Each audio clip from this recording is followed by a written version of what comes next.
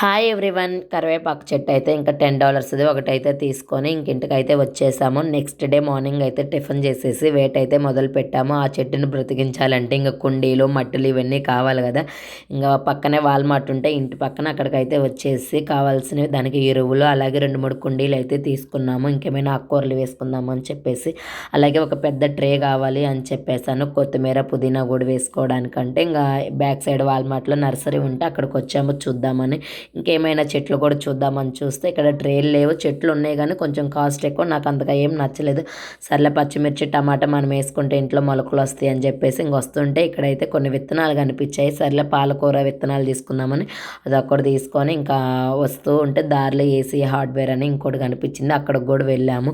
ఇంకా మా పిల్లలు అయితే మధ్యలో కిండర్ జాయ్ కొనుక్కొని తిన్నారు. ఆ డస్ట్బిన్లో వేయడానికి ఇక్కడైతే వేసేసి వెళ్ళాము. ఇంకా లోపలైతే వేడుస్తూ ఉన్నాడు వీడైతే. ఇంకా మా వారు తను చూసి వస్తారులే అని చెప్పేసి మేమైతే బయటకు వచ్చాము. ఇంకా మా వారైతే చూసారు, కొంచెం డెలికేట్గా ఉన్నాయి, అంతగా బాగాలేవు అన్నారు. తీసుకునేది ఏదో కొంచెం మంచిగా తీసుకుంటే బాగుంటుందిలే అని చెప్పేసి వస్తూ ఉంటే పాప నేడైతే పూలు అన్నీ ఉంటే ఇంకా అమ్మాయిని కూర్చోబెట్టి వీడియో తీస్తుంటే తీయట్లేదా మమ్మీ అని అంటుంది. తీసానమ్మా అని. ఇంటికి పిల్లలు ఏడుస్తున్నారు, ఇంటికి వెళ్దాం లంచ్ టైం అయిందంటే సరే అన్నారు.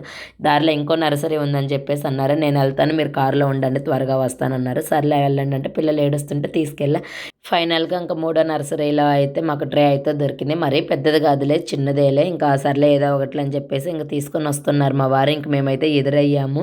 ఇంకా ఒక ఆవిడతో ఇక్కడ రన్ చేసే నర్సరీ ఒక ఆమె ఉంటే ఆమెతో మాట్లాడుతున్నాడు. ఏమైతే కొంచెం ఏజ్డ్ కానీ 15 ఇయర్స్ నుంచి ఈ నర్సరీ రన్ చేస్తుందంట.